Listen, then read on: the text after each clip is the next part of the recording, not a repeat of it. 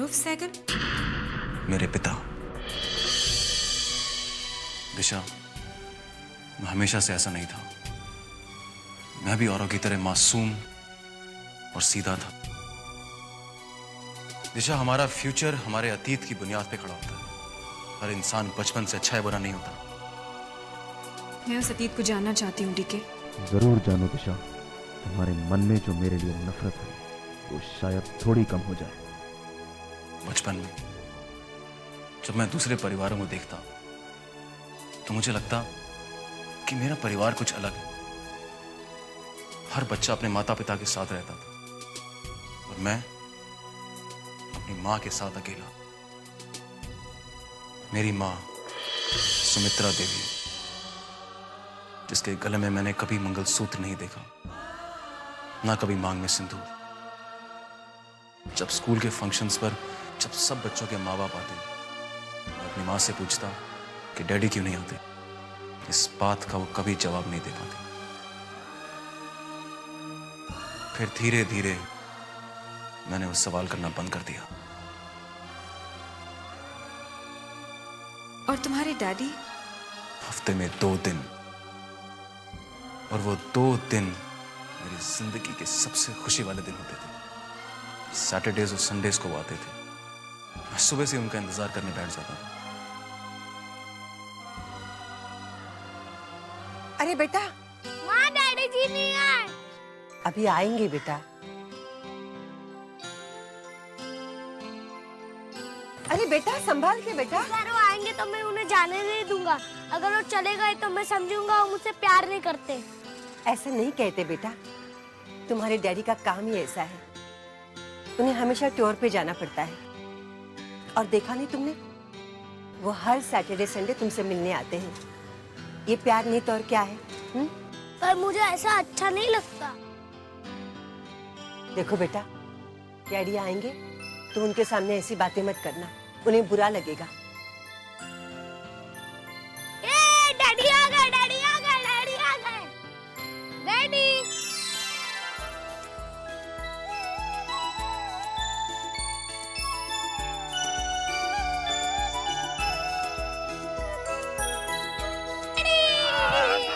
कैसा है तू?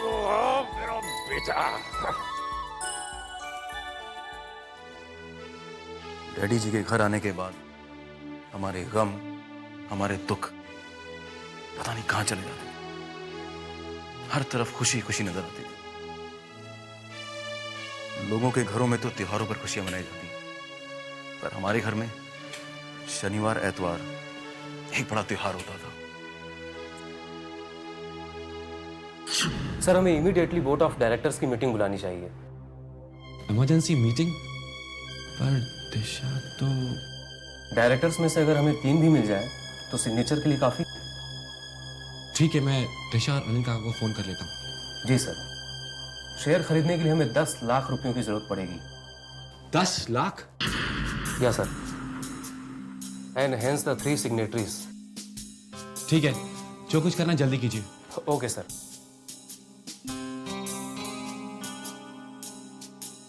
आई थिंक पहले दिशा को फोन करता हूँ।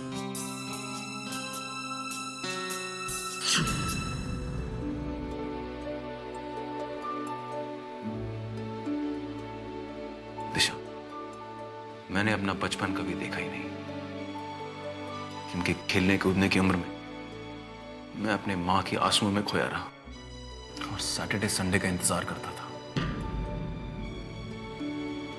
मैं समझ सकती हूँ। नहीं समझ सकती तुम, क्योंकि बचपन से तुम्हारे सर पर तुम्हारे पिता का साया था। तुमने वो तड़प देखी नहीं। जरा सोचो दिशा, पाप के होने के बावजूद नाजायज होने की गाली बर्दाश्त करना कितनी बड़ी बात है। हाँ इंदर, बोलो। काका, एक इमरजेंसी है।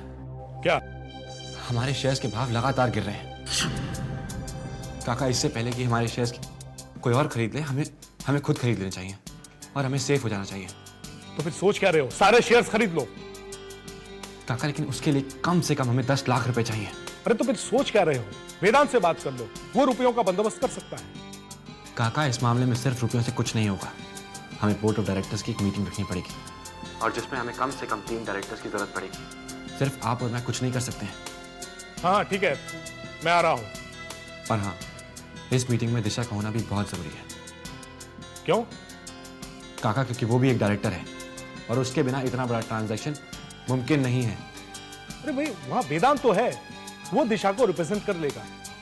तुम वेदांत से कांटेक्ट करो। काका, मुझे सबसे पहले दिशा की रजामंदी चाहिए। अच्छा ठीक है, तुम दिशा को कांटेक्ट करो, मैं वेदांत को कांटेक्ट करता हूँ। ठीक है, जैसे ही वेदांत से बात हो मुझे इन्फॉर्म कीजिए। ठीक है।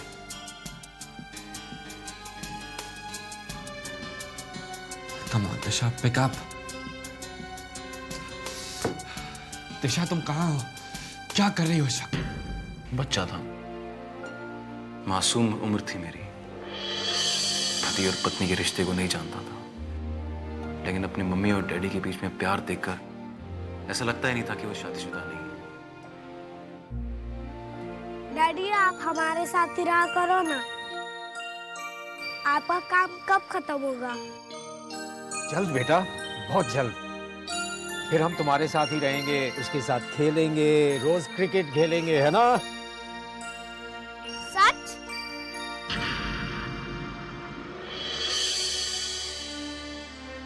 सच बेटा, सच। माँ माँ माँ, डैडी अब हमारे साथ रहेंगे। ये माँ, आप क्यों रो रही हो? देखो ना डैडी, ये रो रही है। पहले बोल रही थी अगर आप आएंगे तो ये करेंगे वो करेंगे, अभी रो रही है।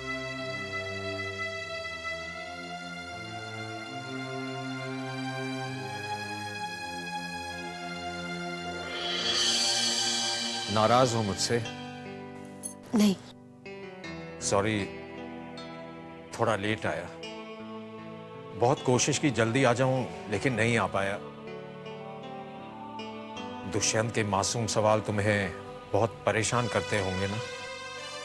चाहे अभी कुछ समझता नहीं, लेकिन आप उसकी फिक्र मत कीजिए। इस वक्त उसे मेरे प्यार की बहुत जरूरत है सुमित्रा। मैं समझ सकता हूं कि इस वक्त उसके लिए अपने बाप की मौजूदगी कितनी अहमियत रखती है, लेकिन क्या करूं? I feel so helpless and trapped. जाने दीजिए, आप बैठिए, मैं आपके लिए चाय बना कर लाती हूँ। नहीं सुमित्रा, तुम कहीं मत जाओ। सच कहूं तो मुझे तुम्हें और दुष्यंत को इस हालत में देखकर बहुत तकलीफ होती है। बहुत बहुत गिल्टी फील करता हूं मैं। हमारे बारे में इतना मत सोचिए। हम पर किसी ने जबरदस्ती थोड़ी की है। हम तो अपनी मर्जी से। मैं नहीं सोचूंगा तो और कौन सोचेगा? मेरे अलावा तुम्हारा है ही कौन? सुमित्रा, मैं उस औरत के साथ नहीं रह सकता। दिन पर दिन मेरे दिल में उसके लिए नफरत बढ़ती जा रही है, और तुम्हें और दुष्यंत को इस तरह छोड़कर मैं नहीं रह सकता। मैं उस औरत को डिवोर्स देने के लिए तैयार हूं। ऐसा नहीं कहते, वो आपकी पत्नी है। यह मेरी जिंदगी की सबसे बड़ी बदकिस्मती है। अगर तुम्हारी कसम ने मुझे बांधा नहीं होता तो मैं ये शादी कभी नहीं करता। प्लीज मुझे अपनी कसम से आजाद कर दो।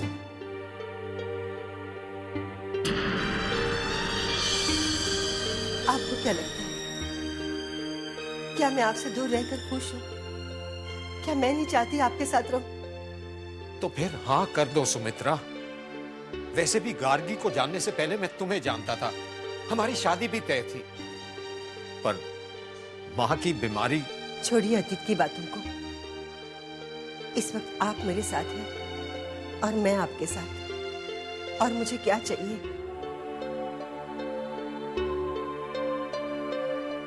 क्या तुम अपनी मांग नहीं भरना चाहती?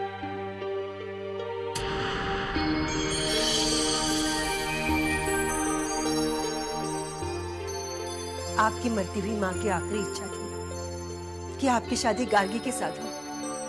लेकिन मां तो चली गई। इंसान की आखिरी इच्छा तो पूरी की जाती है ना। लेकिन सुमित्रा, मैं तुमसे प्यार करता हूं। और तुम दुष्यंत की बिल्कुल फिक्र मत करना। मैंने उसके भविष्य का सारा इंतजाम कर रखा है। मेरे विल के मुताबिक मेरी सारी प्रॉपर्टी के गार्गी और दुष्यंत दोनों आधे आधे हकदार होंगे। मैं दुष्यंत के भविष्य पर कभी आंच नहीं आने दूंगा। मुझे इससे ज्यादा और क्या चाहिए? सुमित्रा, तुम सचमुच बहुत बड़े दिल की औरत हो, जिसने खुद अपने प्यार को किसी और के हाथों सौंप दिया।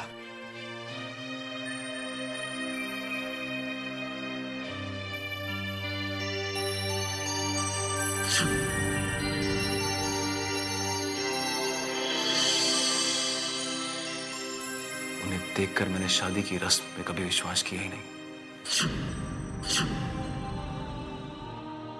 ऐसा कई दिनों तक चलता रहा। फिर अचानक एक शनिवार मैं और मेरी माँ डैडी के आने का इंतजार करते रहे, पर वो नहीं आए। हर आहट पे हमें लगता था कि हमारे डैडी जी आ गए। सुबह, दोपहर, शाम, रात, वक्त गुजरता गया, पर डैडी जी नहीं है। माँ, डैडी जी आ गए। यहां से शुरुआत हुई हमारे गमों की, हमारी मुश्किलों की। माँ, डैडी जी क्यों नहीं आते? आएंगे बेटा, काम में बिजी होंगे।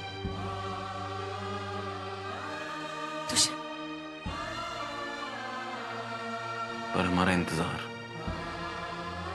सिर्फ इंतजार बन गई है। फिर अगला हफ्ता आया, दूसरा, तीसरा, महीनों बीत गए, पर डैडी जी नहीं आए।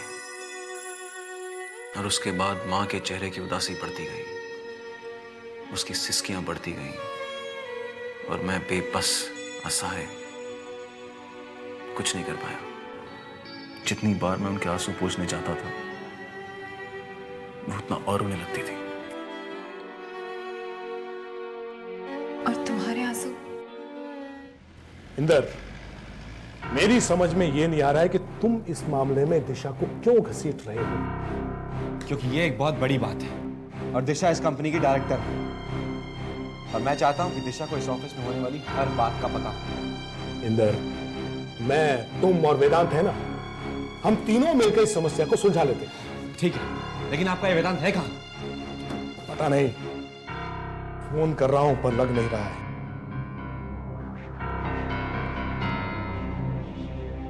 किसी और को बुला लेते हैं। नहीं, मैं दिशा को फोन करता हूं। पहले फोन किया था ना, कोई फोन उठा नहीं रहा तो कोई क्या कर सकता है।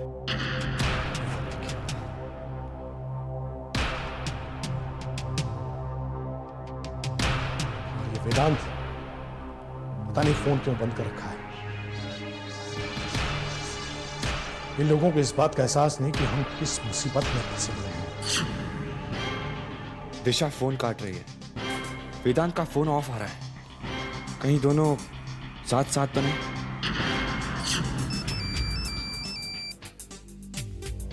ये डीके साइकिल की वाइफ का फोन है, उनको दे के आइए। मैडम आपको फोन आप भूल गए थे। ओह, थैंक यू।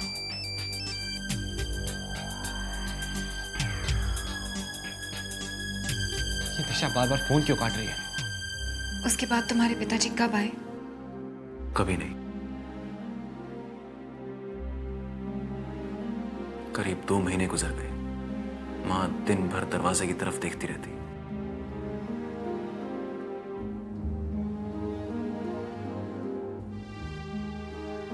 उसकी वो लाल और सूजी हुई आंखें मुझे आज तक याद हैं। फिर उस उम्र की समझ में मुझे तो ऐसा लगा कि ऐसे तो मेरी मां मर जाएगी, मुझे उसे डैडी से मिलवाना ही पड़ेगा। मैंने मां से कहा कि चलो मां, हम डैडी से मिलके आते हैं, पर मां बिल्कुल तैयार नहीं हुई। पर मेरी इज्जत के आगे उसे झुकना पड़ा। उसके बाद क्या हुआ? मैं जबरदस्ती अपनी मां को डैडी से मिलवाने ले आया। अरे भाई साहब, साहब घर पर है? जी नहीं, साहब घर पे नहीं। वो इस बच्चे को उनसे मिलवाना था। अरे जब हैं ही नहीं तो मिलवाएंगे कैसे? जाइए, बाद में आइएगा। चलो बेटा।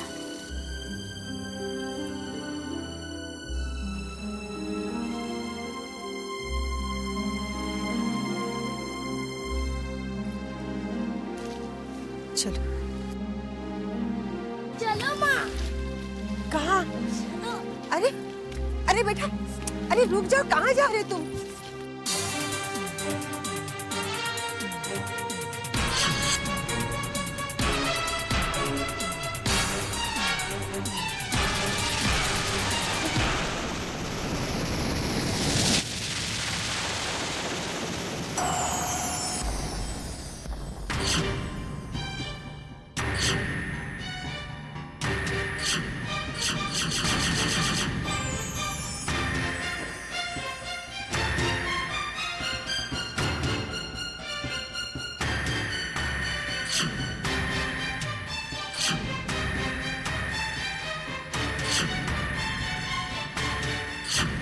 क्यों आई हो, क्यों आई हो, क्यों आई हो, क्यों आई हो, क्यों आई हो? Doctor doctor Give me this phone fast. Hold her legs, hold her. Irfan, put the bed down. Put the bed down. Check the pressure, Julie. Check the pressure.